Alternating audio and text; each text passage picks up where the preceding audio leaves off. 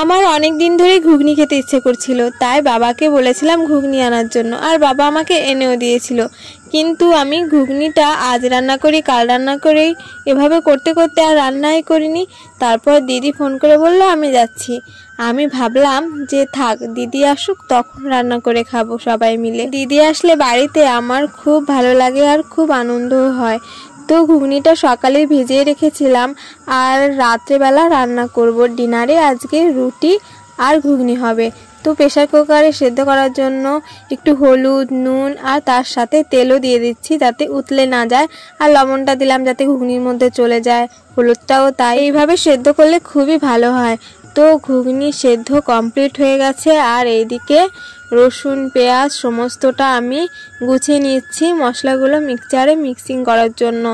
তো ঘুগনিটা দিদি রান্না করবে, দিদি আর আমি মিলেই করছিলাম। আমি গুছিয়ে গুছিয়ে দিয়েছি আর দিদি রান্না করেছে। আর রুটিও তাই, আমি আটা মেখেছি আর দিদি বেলে দিয়েছে, আমি ভেজেছি। দেখো ঘুগনিটা কত সুন্দর গলে গেছে।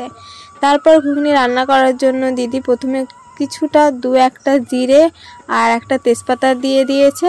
তারপর আলুটা ভালো করে ভেজে নিচ্ছি। তো বন্ধুরা, তোমরা কে কে ঘুগনি খেতে ভালোবাসো অবশ্যই কমেন্টে জানিও। আমি তো খুব ভালোবাসি। দু বোন মিলে একসাথে রান্না বান্না সমস্তটা করে ফেললাম রাতে।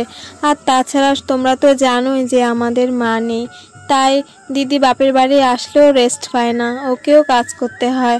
শ্বশুরবাড়ি যদিও ওকে তেমন কাজ করতে হয় না, রান্না করা ছাড়া জামা কাপড় ধোয়া ছাড়া, তবুও বাপের বাড়ি আসলে সবারই একটু বসে থাকতে ইচ্ছা করে, রান্না করে কারই বা খেতে ইচ্ছা করে। কি আর করা যাবে, আমাদের তো কপালটাই এমন। আমার বিশ্বাস মা হয়তো কোথাও না কোথাও থেকে আমাদের দেখছে আমরা কি করছি না করছি। দিদি তো আলু ভেজে নামিয়ে রাখলো, তারপরে মশলাগুলো দিয়ে খুব ভালো করে কষিয়ে নিল, তারপর আবার একটু জল দিয়ে মশলাগুলো কষিয়ে নিল, এরপর জলটা দিয়ে দিল। তাছাড়াও সব কিছু সেদ্ধ ছিল, ঘুগনি সেদ্ধ ছিল আর আলুটা এমনভাবে ভেজেছিল সেদ্ধ হয়ে গেছিল। তো খুব বেশি টাইম লাগেনি। তারপর গরম মশলা দিয়ে আর ঘুগনিটা নামিয়ে নিল। দেখো কত সুন্দর হয়েছে, আর খেতেও না খুব টেস্টি হয়েছিল, সবাই খেয়ে বলেছে। আর আমাকে দিয়েছিল একটু টেস্ট করার জন্য, খেয়ে তো তখনই বুঝলাম খুব ভালো হয়েছে। তারপর ঘুগনি রান্না করা শেষ আমাদের।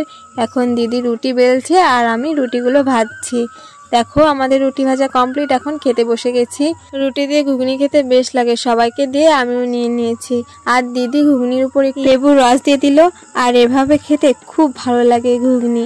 লেবুর রস থাকলে ঘুগনির মধ্যে আলাদাই স্বাদটা আরও দ্বিগুণ হয়ে যায়। এভাবে খেয়ে দেখবে, খুব ভালো লাগে।